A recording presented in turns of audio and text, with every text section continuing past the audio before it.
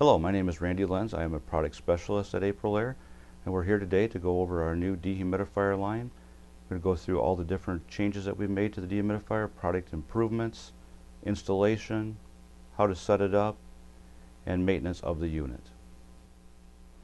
Okay, so this is our model 1830 whole home dehumidifier. This is a 70-pint dehumidifier, 70 pint per day, 5 pints larger than the unit that it's replacing. The cabinet size stayed the same.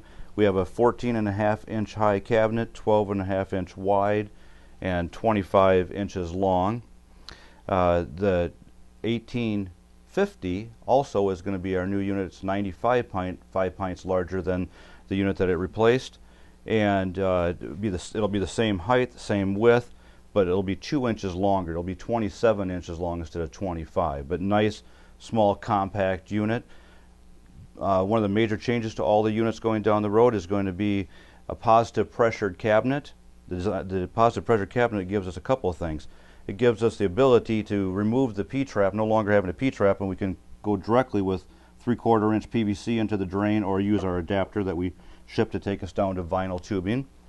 It also allows us to discharge all the air out the back of the unit or out of the top. This plate can be taken off the top, moved to the back, and then you can have the discharge come out of the top if we're going up into the HVAC equipment. We also have a built-in digital control on here and a bunch of new features within the control. All the units will ship with 10-inch round duct collars. Now these duct collars are designed for flex duct or hard pipe. They have little retainers on here, so when we're using flex duct with a zip tie that it doesn't have any way to slide off. It holds it in place better. The 10-inch round duct also allows us to have better airflow and really quiets the unit down a lot. This is the quietest 70-pint dehumidifier you're going to find on the market. We've designed it to be as quiet or quieter than the HVAC equipment. The unit is Energy Star rated. We have MERV 8 filter with a filter access doors on both sides of the cabinet. That MERV 8 filter is a washable, reusable filter. It also can be replaced. We've improved on the feet of the unit, the leveling feet, to make them a lot stronger. Big plastic feet on there that are very strong. And we've e-coated the coil for corrosion resistance. Now I'm going to remove this side panel. If we could keep this panel, this side with the drain, open for service, that would be the best, because that's where everything that we should need to get to is. So I'm going to remove that panel.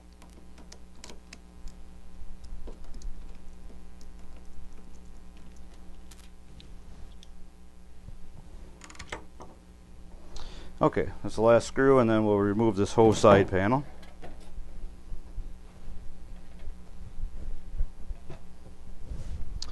We can remove this piece of insulation. And now you can see the internal components. You can see our blower wheel in here. It's an impeller type wheel. The coil with the E-coating on it. This is a cap tube design. Now on this side here we have the electrical panel, and you can see we have a nice diagram that shows you how the electrical schematic, and I'll take the one screw off here.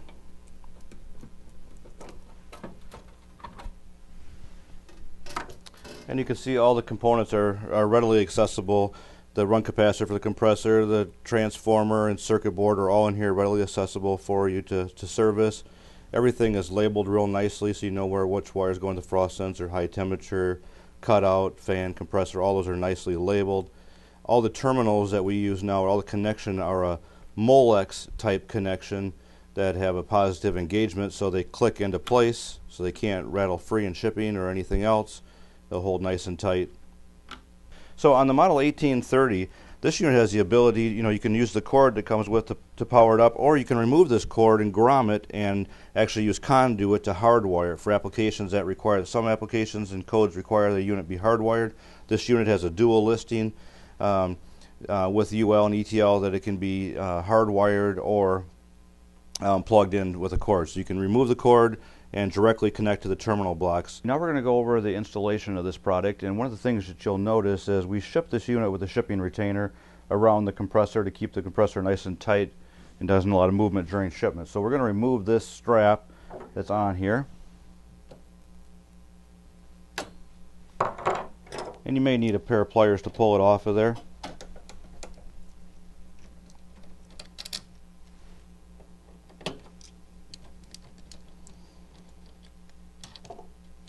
and this can be discarded as well. It's just a retainer. Okay, then I'm going to go ahead and attach the discharge collar. Again, this discharge collar can go here, or this plate can be moved down and the collar can go up here for a top discharge when you get up tight against the wall or go underneath the equipment. So we'll attach that with the screws that shipped with it. Okay, there are 5 screws on this collar, and then on the inlet collar there are 4 screws.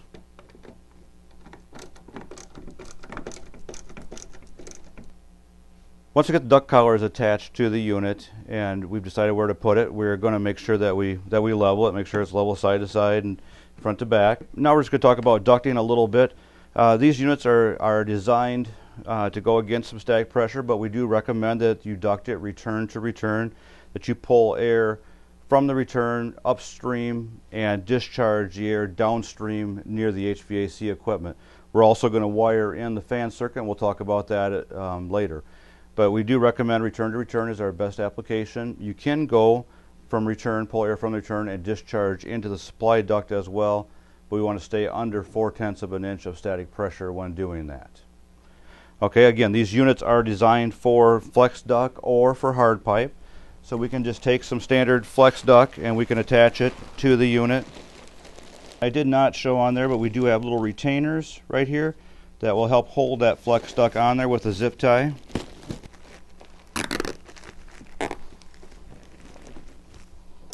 Now let's talk about the drain. Again, these are positive pressure cabinets, so there's no need for a P-trap.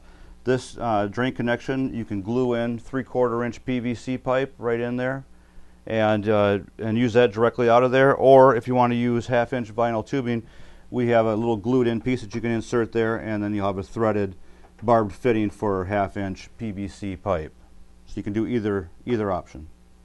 Now for electrical connections, we have a little rocker switch here, a little on-off rocker switch, and the cord that plugs into a standard 15 amp outlet. This unit draws 6.3 amps, so we don't require a dedicated circuit, just a lightly loaded 15 amp circuit with no other appliances on it. You should check with local codes to make sure that there's nothing else that they require. All the units ship with this digital control on the top of the unit. The digital control can be moved to the front. This plate comes off, and you take the filter access door out, stick your hand in, let the control fall down on it, and remove this and just bring it right to the front and put the screws back in. So you can move it to the front if that's easier, like in an attic installation when you're up close to the ceiling, or whichever way you need it to be. Underneath, we have some information on here for the homeowner. Underneath here, we also have our 800 number and all the diagnostic codes if there's anything that would be happening with the unit that will show up on the screen. You'll see the E1 through E9, and you would see those codes on here if there happens to be any diagnostic work that needs to be done. On the circuit board here, the wiring terminal blocks removed to make it easy for install to get out and put the wires in and then plug them back into place.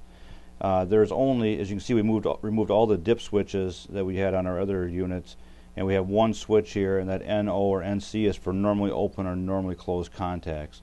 That's for control options. There's 1 or 2 companies out there that have a control that uses a normally closed contact. Everybody else uses it, like us, uses a normally open. So that's the only switch left.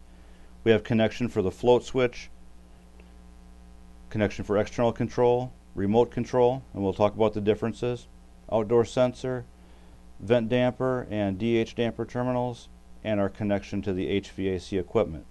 We talked about before that we want to do return to return as our most common application, and we want to have that fan energized during that process. So we're going to wire the R and the C to R and C of the HVAC equipment.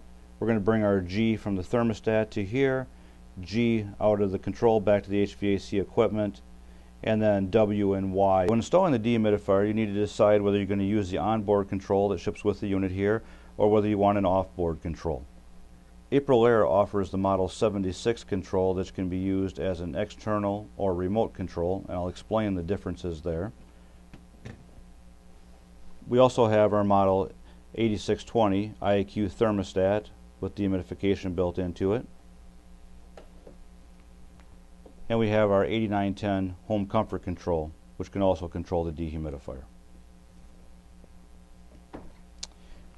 Like I said, the dehumidifier can be controlled with this Model 76 as a remote control or as an external control. It's a little bit confusing, but when you talk about external control, we're taking the control completely away from the dehumidifier and controlling it externally. So you would put this out on the living space, out in the living space on the wall, and have the unit ducted to the home, and we're conditioning the inside of the home, and we're controlling it from this external control on the wall. Now, if we have an application where we're dehumidifying outside of the building envelope, like a crawl space, or maybe a spray foamed attic, and we want to have control inside of the house, we can use this control as a remote control. And as a remote control, it doesn't disable this internal control, it works with it. They communicate back and forth, so we can actually send a set point down to the crawl space, and the unit will respond and dehumidify to that set point. This control will take an RH reading of the crawl space and send that back up here and have it displayed on the screen. So we work back and forth. If any of those diagnostic codes that I showed before appear on the screen, they would also appear on here. So very nice for those areas when we're outside of the envelope and we want to know how to run the unit and how it's working when we're inside the building envelope. Okay, so we're going to talk about the control here a little bit more. When using the onboard control, and for most applications, if we will just be able to walk up to the control, turn it on, and set our set point and walk away and not have to do anything else. But if we're going to enable some of our features that we have or use external control, we'll need to get into the setup menu. To enter the setup menu, the first thing that we want to do is any button push of this turns on the light. And from the off position, we have to be in the off position. If we hold the mode button down for 3 seconds, we will go into the installer setup menu. Now remember, I said we could use the Model 76 as a remote control for like controlling the dehumidifier when it's in a crawl space or a spray foamed attic. And we can select that here. It sets up as disabled. That's how it comes from the factory, and we can turn that on if we choose to have that option. And once we select that, that's going to be our only option. So I'm going to say no, we're not going to do that. And I'm going to go to the next setup. This unit actually has the ability to tie in a fresh air damper from the outside. We can tie in a 6-inch or 8-inch round damper to the inlet, tee that into the inlet or wire it into the inlet, and bring in fresh air. This unit, when doing ventilation, this unit will actually open up the normally closed damper to the outside of the house and draw in air through the unit by pulling it in with its own blower and monitor that incoming air. We have the ability, once we say that we're going to select that and say we want to have ventilation, the first thing it's going to ask us if we want to do vent timed. Vent timed would be like our ASHRAE timed. If we're doing it per code and we have to have so many minutes in an hour, no matter what happens, that's what it'll be. We also have the ability to set this up in our Auto B, Auto C, and Auto D modes. If you're familiar with our Model 8126A ventilation system, this has the exact same parameters as that. The vent B, C, and D give us outdoor temperature parameters, so if it's too hot or too cold, we will not ventilate. And when doing that, we'll come over here and we'll tie in an outdoor temperature sensor to this control so we'll know what that outdoor temperature is. So we can select that, or again, we can just have it be vent timed if we want to follow more of an ASHRAE type standard. So I'm going to leave it as vent timed. It's going to ask me how many minutes of ventilation, and I can adjust that up and down all the way up to 60 minutes, and that's how much ventilation we're going to provide per hour. The next thing is it asks us if we're going to do zoning. This unit we can actually tee in 2 inlets and 2 outlet ducts and do 2 different areas. We can do an application maybe like a basement, a finished basement that we want to dehumidify, and we also want to tie into the ductwork to do whole home dehumidification. So we can enable zoning if we want it or not. The next thing now comes up and says, are we using an external control? So if we're using any type of an external control, including the 76 wired as an external control, we would select that here and we can enable that or leave it disabled. Okay. The next new feature that we've added to this, we've had contractors that ask us a way to disable the dehumidifier when the air conditioner is on. They don't want them running together for whatever reason. So we set that from the factory as being enabled, so it says DEH, dehumidify with AC enabled. So if you say that together, it means the dehumidifier will run with the air conditioner. But if we choose not to do that, we can disable it, and now the dehumidifier with AC has been disabled, and the dehumidifier will shut off every time the air conditioner comes on.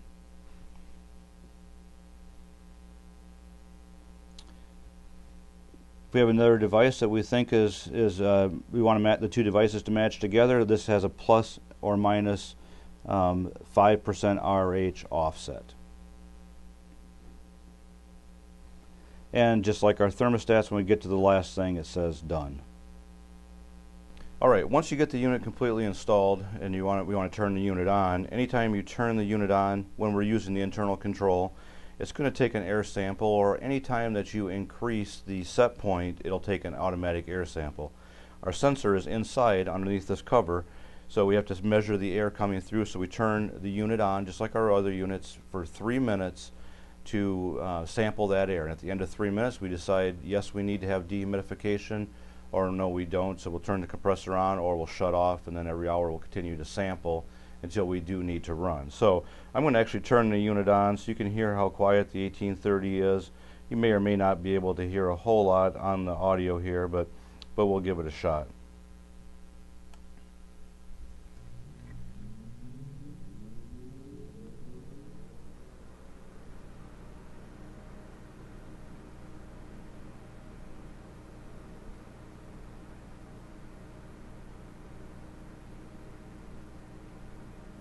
The unit runs very quiet.